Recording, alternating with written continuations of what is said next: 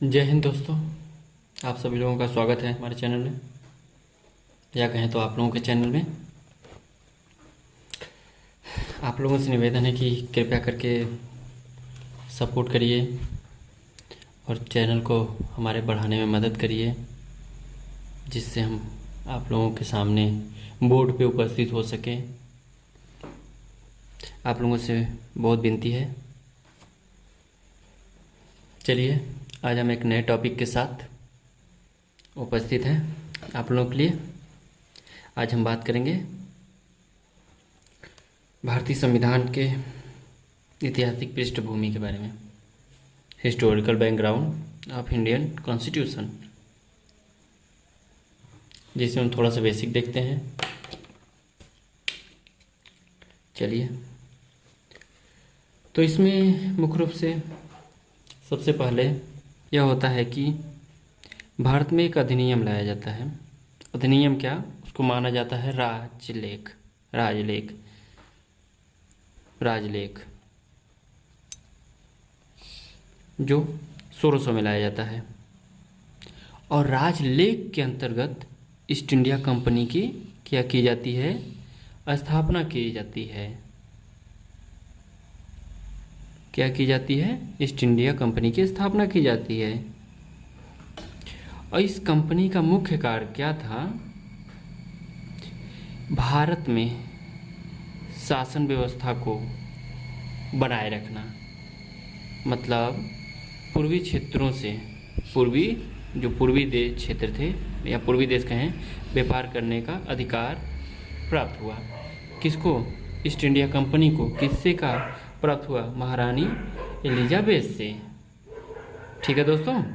उसके बाद जो ईस्ट इंडिया कंपनी था, ईस्ट इंडिया कंपनी का था भारत शासन की समस्त शक्तियाँ, जो भारत शासन की समस्त शक्तियाँ थी वो किसमें निहित थी? गवर्नर और परिषद में। क्योंकि गवर्नर का मुख्य कार्य क्या था, परिषद का मुख्य कार्य था कंपनी के प्रबंधन और प्रशासन का संचालन करना, नियम व कानून बनाना। इसी ईस्ट इंडिया कंपनी के माध्यम से भारत में शासन व्यवस्था को सुचारू रूप से चलाने के लिए बम्बई, मद्रास और कलकत्ता को प्रेसिडेंटी के रूप में घोषित कर दिया गया। सॉरी दोस्तों, थोड़ा कुत्ता इधर बहुत ज़्यादा है, इसलिए वो बहुत भूखते हैं रात को। और जिनका संचालन क्या होता था? बम्बई, मद्रास और कोलकाता का संचालन किसके द्वारा होता था? परिषद के द्वारा। और इस परिषद में कुल 24 सदस्य थे, 24 सदस्य थे। ठीक है।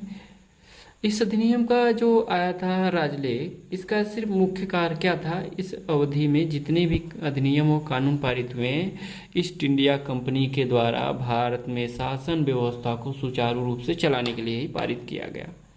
क्या किया गया? शासन व्यवस्था को चलाने के लिए पारित किया गया। उसके बाद 1726 में क्या होता है? 1726 में एक दूसरा राजलेख आता है, जिसमें कलकत्ता, मुंबई, मद्रास के गवर्नर व उसकी परिषद को विधि बनाने की शक्ति प्राप्त हो जाती है। मतलब जो कलकत्ता और मुंबई और मद्रास था, वहाँ पे जो परिषद थी उनको कानून, विधि मतलब कानून बनाने की शक्ति प्राप्त हो जाती है। इसके पहले यह शक्ति इंग्लैंड के निदेशक बोर्ड को, या निदेशक बोर्ड के हाथ में थी। किसके हाथ में थी? इंग्लैंड के निदेशक बोर्ड के हाथ में। ठीक है दोस्तों।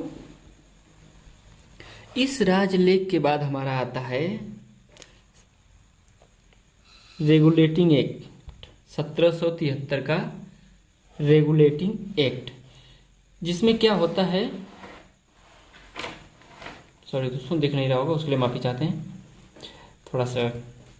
1773 का क्या होता है? रेगुलेटिंग एक्ट, जिसका मुख्य कार्य क्या था? भारत में कंपनी के शासन के लिए पहली बार लिखित संविधान का प्रावधान किया।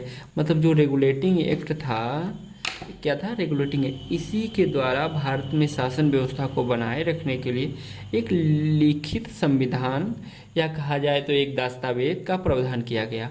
और इसी एक्ट के माध्यम से जो बंगाल के गवर्नर थे, क्या थे, बंगाल के गवर्नर, उनको किस में चेंज कर दिया गया, जो गवर्नर थे उनको गवर्नर जनरल में बदल दिया गया।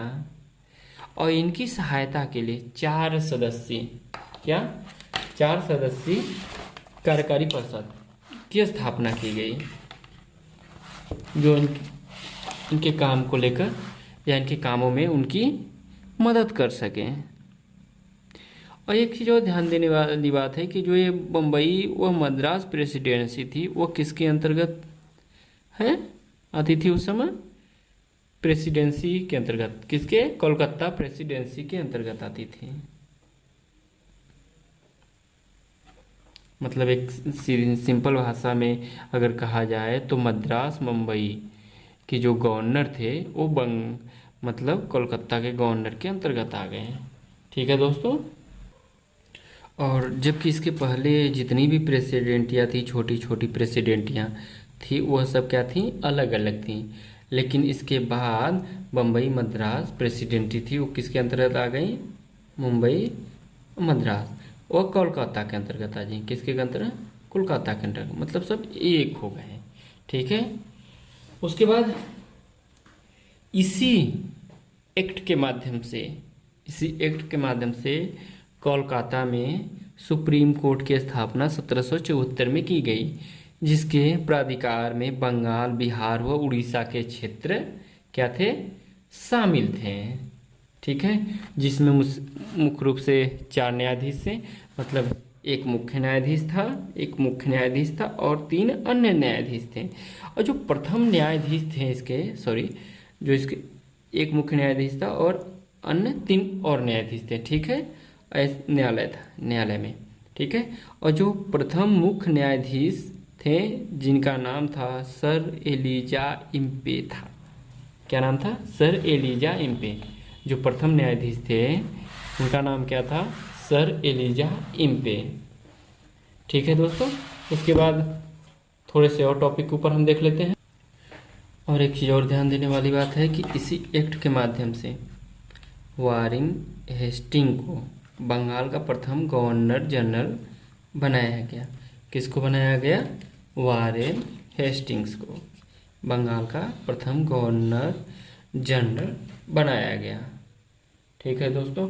और इसी एक्ट के माध्यम से कंपनी के कर्मचारियों को निजी व्यापार करने और भारतीयों से उपहार व रिश्वत लेने पे प्रतिबंध लगा दिया गया पूर्ण रूप से। ठीक है। और एक चीज़ और देने वाली बात है कि ब्रिटिश सरकार का कोर्ट ऑफ डायरेक्टर के माध्यम से कंपनी पर नियंत्रण सशक्त हो गया। मतलब जो ब्रिटिश सरकार का क्या था, कोर्ट ऑफ डायरेक्टर, क्या था, कोर्ट ऑफ डायरेक्टर, इसके द्वारा जो कंपनी थी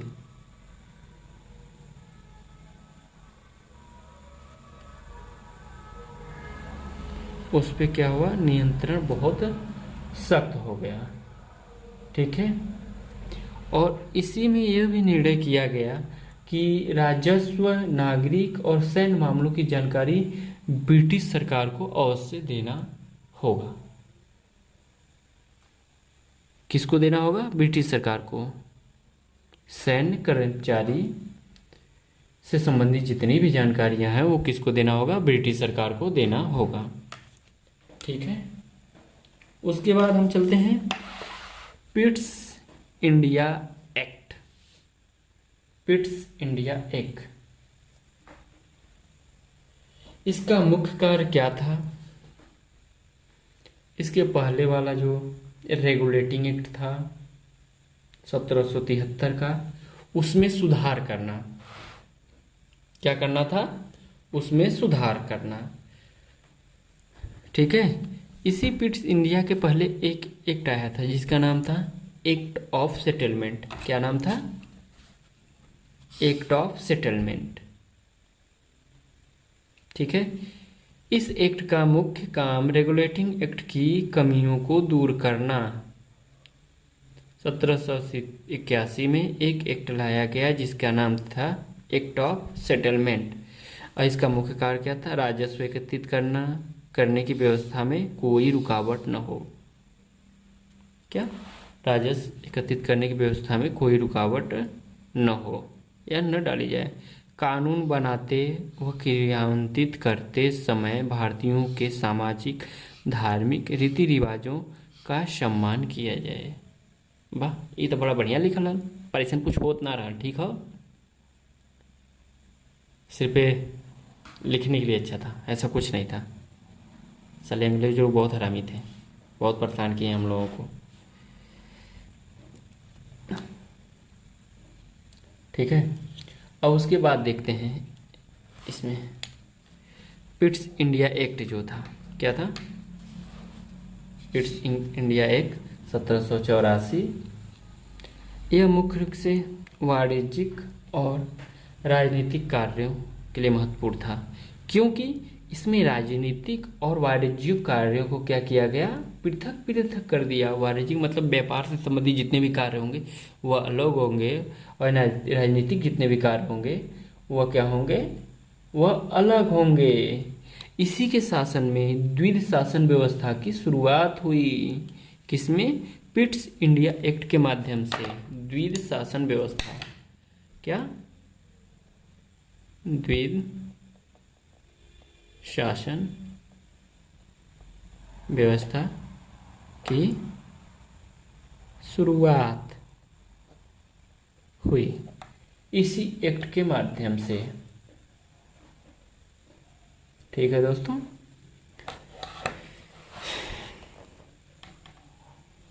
यहाँ पे आप लोग देख सकते हैं। तो आज के लिए सिर्फ इतना है। छोटा छोटा वीडियो रहेगा, कई पार्ट में रहेगा, जिससे आप लोगों को कोई बोरियत भी नहीं महसूस होगी। ठीक है, और आप लोगों से प्लीज़ निवेदन है, प्लीज़ कीप सपोर्ट, मदद कीजिए हमारी। धन्यवाद आप लोगों का कीमती समय देने के लिए। जय हिंद।